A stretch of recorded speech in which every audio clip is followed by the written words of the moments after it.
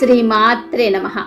అనగనగనగా ఒక బాటసారి ఎండలో ఎంతో దూరం నడిచి నడిచి అలసిపోయి చివరకు ఓ పెద్ద చెట్టు నీడలో కూర్చుని అలాగే పడుకున్నాడు.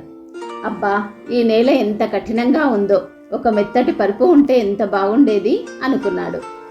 అతడిని ఆశ్చర్యంలో ముంచేస్తూ అక్కడ ఒక అందమైన మెత్తటి పరుపు ప్రత్యక్షమైంది. ఆ పరుపుపై హాయిగా పడుకున్నాక చాలా ఆకలిగా ఉంది, మంచి రుచికరమైన భోజనం ఉంటే బాగుండేది అనుకున్నాడు. వెంటనే రకరకాల వంటకాలతో భోజనం ప్రత్యక్షమయ్యింది. ఆశ్చర్యంతోనే భోజనం చేసి తృప్తిగా నిద్రపోయాడు.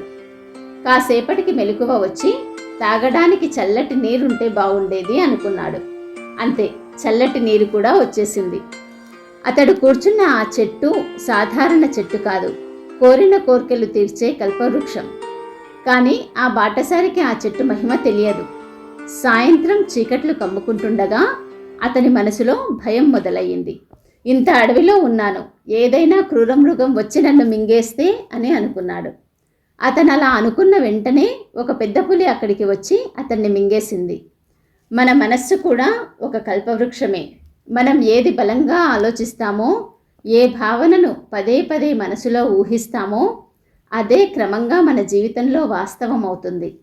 సానుకూల ఆలోచనలు మన జీవితాన్ని నిర్మిస్తాయి, ప్రతికూల ఆలోచనలు మన జీవితాన్నే నాశనం చేస్తాయి.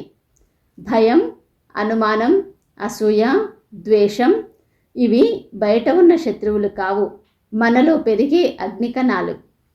కష్టపడకుండా వచ్చిన సంపద అశాంతినిస్తుంది.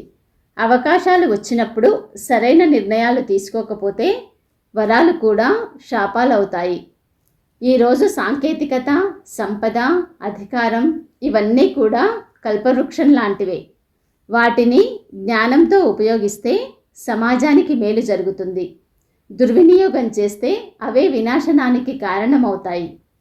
దైవం ఎక్కడో గుడిలో ఉండే విగ్రహం కాదు, మనలోని పవిత్రమైన సంకల్పమే దైవం.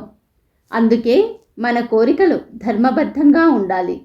కేవలం మన కోసమే కాదు, సమాజ శ్రేయస్సు, ప్రకృతి క్షేమం కూడా కోరుకోవాలి.